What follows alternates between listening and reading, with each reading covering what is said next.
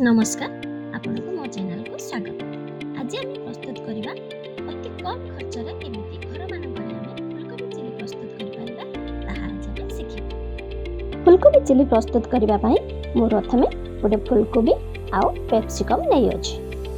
फुलकोबी को मु बेसी बड़ साइज न कि बेसी छोट साइज न मीडियम साइज रे काटि नेछि। कैप्सिकम को मध्य मु छोट छोट खंड रे करि नेछि।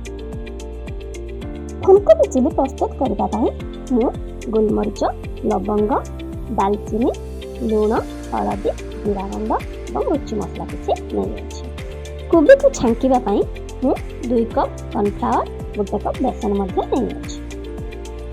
पूर्वरु पियाज को मध्य खंड खंड करी 1 कप रे नै अछि। गुटिए टमाटो को मध्य पीस पीस कर नै छी।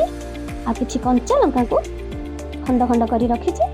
आ किछि रसुण कोला को छोट छोट खंड रे परिणत करी रखी अछि। एबे मु कॉर्नफ्लावर रे रखिथिबा मसला हळदी, जीरा गुंड, गोलमरिच गुंड, गुजराती, दालचीनी गुंड को मिसई देबी।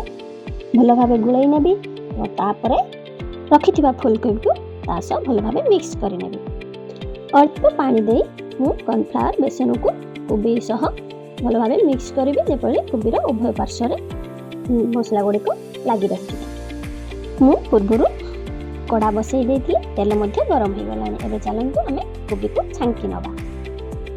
कोबी को मु गुडी प्लेट रे छांकी के काढी नै छी।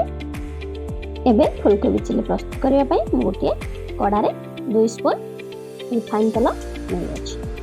पूर्वरु काटी रखितबा कंचा लंका, रसुण कोला, गुजराती, लवंग को मध्य एथिरे पकै नेबी। रसुण रो कलर हल्का ब्राउन कलर आसवा पर्यंत मु भाजी चलेबी।